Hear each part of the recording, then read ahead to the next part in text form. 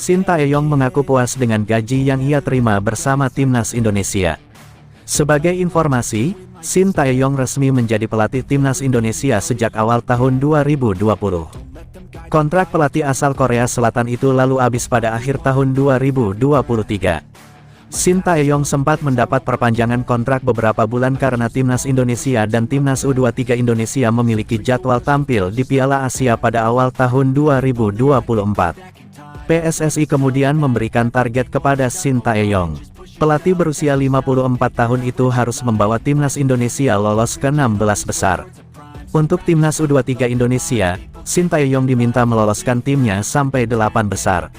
Target tersebut rupanya mampu dipenuhi Shin Tae-yong. Timnas Indonesia sanggup melaju ke 16 besar Piala Asia 2023. Di sisi lain, timnas U23 Indonesia bahkan sanggup mencapai semifinal. Hal ini membuat Shin Tae-yong mendapat kontrak jangka panjang hingga tahun 2027. Dilansir dari media asal Korea Selatan, Yonhap, Shin Tae-yong disebut mendapat peningkatan gaji yang tinggi. Namun, Shin Tae-yong sendiri memilih merahasiakan nominal gaji yang ia terima. Shin Tae-yong hanya mengaku puas dengan gaji yang diberikan. Saya tidak bisa mengungkapkan jumlah spesifiknya karena ketentuan kerahasiaan.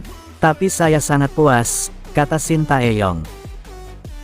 Sementara itu, Shin Tae-yong kini masih memiliki banyak tugas berat bersama timnas Indonesia. Seperti contohnya yakni mengantarkan timnas Indonesia lolos ke putaran keempat kualifikasi Piala Dunia 2026 zona Asia. Skuad Garuda sementara bertengger di peringkat kelima grup C putaran ketiga kualifikasi Piala Dunia 2026 zona Asia dengan raihan 3 poin dari 4 laga. Timnas Indonesia perlu merangsek ke peringkat ketiga atau keempat untuk lolos ke babak selanjutnya.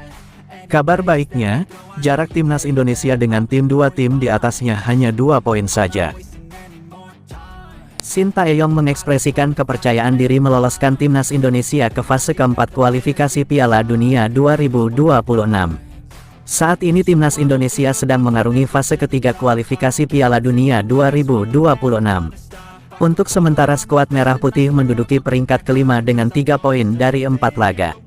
Dua negara teratas di klasemen akhir akan lolos langsung ke Piala Dunia 2026, sementara peringkat ketiga dan keempat masih berpeluang tampil di Piala Dunia 2 tahun lagi dengan syarat mengikuti fase keempat kualifikasi Piala Dunia 2026.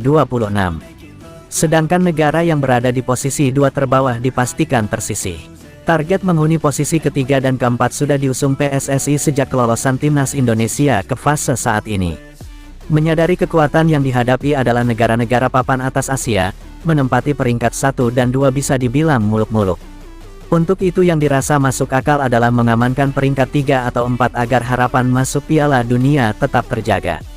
Shin pun merasa sasaran tersebut bisa dipenuhi. Setelah melewati 4 pertandingan, masih ada 6 laga lagi yang akan menjadi medan perjuangan. Saya rasa pemain merasa berpuas diri dalam pertandingan melawan Bahrain sementara mereka menjalani laga dengan baik saat menghadapi Arab Saudi dan Australia. Jadi saya membentuk mentalitas lagi. Saya membuat mereka menyadari bahwa kami masih memiliki kekurangan, ungkap Shin dikutip dari Nate. Faktanya orang-orang di sekitar saya juga berpikir, apakah kita bisa mendapat 1 poin? Kami sudah meraih 3 poin sejauh ini. Kami masih memiliki beberapa pertandingan tersisa, jadi kami bisa dengan mudah menempati peringkat ketiga atau keempat, katanya menambahkan. Saat ini timnas Indonesia hanya tertinggal 2 poin dari Australia, Arab Saudi, dan Bahrain yang menempati peringkat kedua hingga keempat. Laga terdekat yang akan dijalani Rizky Ridho dan kawan-kawan adalah menjamu Jepang pada tanggal 15 November. Selanjutnya 4 hari berselang giliran Arab Saudi yang akan menjadi lawan di Stadion Utama Gelora Bung Karno. Selanjutnya 4 pertandingan lain akan berlangsung pada tahun depan melawan Australia, Bahrain, China, dan Jepang.